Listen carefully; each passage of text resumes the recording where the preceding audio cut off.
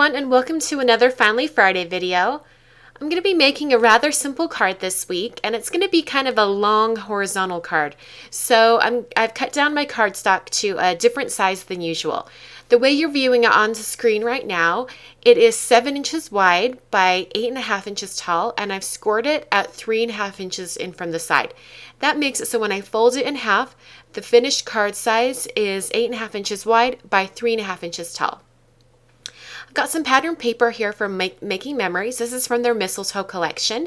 And this music note paper has green glitter on it. It's really pretty. And I'm going to pair it up with this Christmas tree paper. But instead of using the paper, just as a block of paper, I'm going to be cutting out the individual Christmas trees. I'm just going to cut out a few of the different colors, some red and green and black, and just get a good variety of color and sizes in all the Christmas trees. Some of the trees have stars at the top, and I cut out one tree that had a star, but I thought, it was just going to be overkill and way too much time to cut out a star on all of them. So I ended up cutting some of the stars off. That's probably the most time-consuming part of the card, is just cutting out the trees, but it's completely worth it. I'm getting ready to adhere the music note paper to the card, and I'm using the We Are Memory Keepers corner rounder just to round the corners on the card base, and then also on the pattern paper. I used the 1/2 inch corner rounder on the card base, and I'm using the 1/4 inch rounder on the pattern paper. So I'm just applying some adhesive to that, and then pressing it onto the card.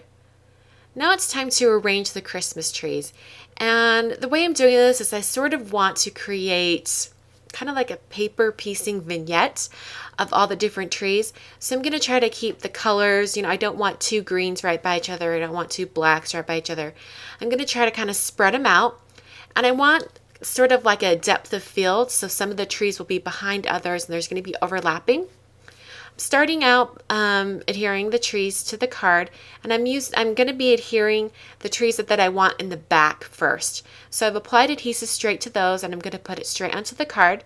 For the trees that are going to be in the front, I'm applying a foam dimensional adhesive, and that's so that they'll kind of sit up away from the trees in the background.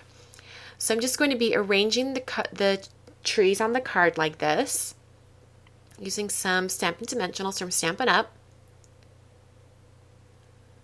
And on this tree, it's going to be in the back, so I glued it straight on.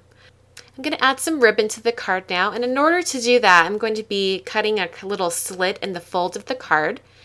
So I've cut that, and then I'm going to be taking the ribbon and kind of threading it through there, and then tying a bow. And the real trick to tying a bow in ribbon, whether it's really wide ribbon or even if it's thread or cord or twine or something like that, the real trick is to just take your time and to not pull it tight right away, right after you've tied the bow. You want to kind of pull it pretty loosely so that you have a chance to maneuver the loops and the tails of the bow and kind of get it to the place where you want it to be. Because if you tie the bow and then pull those loops tight right away, there's no way you're going to be able to kind of move the bow around and get it to the position that you'd like, the optimal position on your card or your scrapbook page. So you're seeing me here just adjust the loops and bringing the tails to the front and then starting to pull tight. And really, that's the best tip I can give you for tying really good bows. It doesn't really matter, if you go left over right or whatever. Just tie a bow the way you're most comfortable, but it's all in the finishing touches. So take your time arranging the bow and don't pull tight right away. So I pretty much got the bow done here. I'm going to take some sharp scissors, and cut off the tail end, just the excess.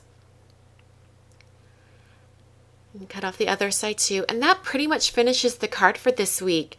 Thanks so much for joining me, and please join me next week for another Finally Friday video. I think we're heading straight into the holiday card season, so you're going to see a lot of holiday cards. Thanks for watching.